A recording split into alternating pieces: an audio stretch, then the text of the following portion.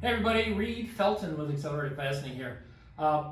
We want to give you a little tutorial on how to mount SDS Plus drill. You can mount an SDS Max drill as well on our saddle. It's pretty much universal for any of the rotary hammer drills you might want to use.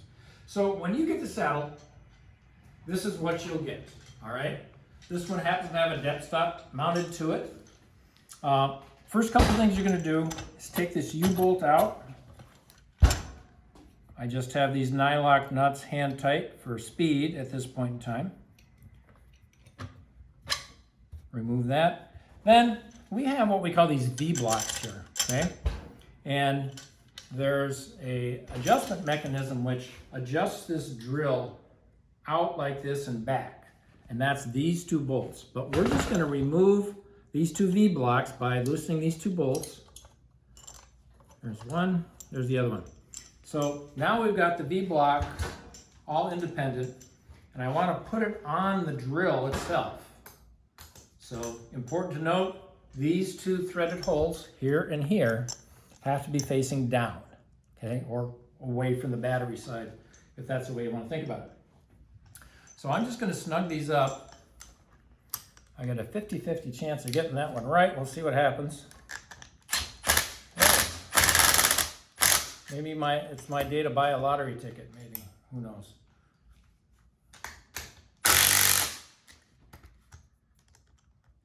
And we'll do the other side. I'm going to straighten it by hand.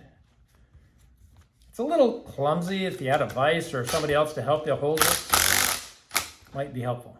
All right, I'm going to check that. That looks pretty square. Okay, that's good. Next,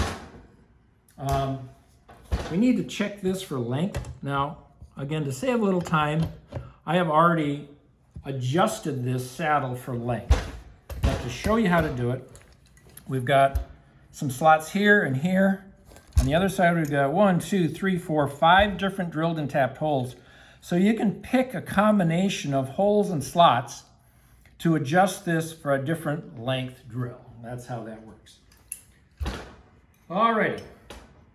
So I'm going to put this U-bolt on first. Sometimes you got to slide the drill forward and kind of force it back into this plastic V-block. Now I'm just going to put these on here just to hold it in place for now, because the next step will be tightening these V-blocks onto the saddle itself. So I don't know if you can see that. I'm gonna move these in, if I can. Get that one started. And this is probably the hardest part of the whole installation.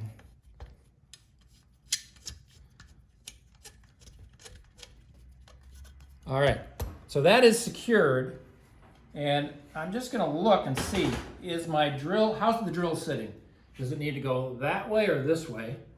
And if it needs to go further out, I just hold these two V-blocks further away when I start threading these two 5/16 bolts in. So it looks a little complicated. It's pretty simple when you actually do it. So I'm thinking I kind of like my alignment where it is right now. So now I feel comfortable tightening the U-bolt back here, which I'll do. You don't have to go crazy with it. There's usually a rubber sheath around the handle, and that's going to get deformed a little bit, but it'll hold it in place. It's very, very secure. Now, all we really need, all that's left to do, is tighten these two before we do the trigger assembly.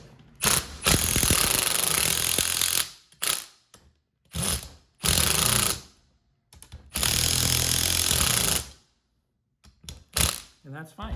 They won't snug up all the way, and they don't need to, because this plate is threaded and so is the V-block, so we're good. And that's going to hold that very securely right there. So the only thing left for this saddle installation is really the trigger wire. So what we do is, let's see, who invented this anyway? How do we do this?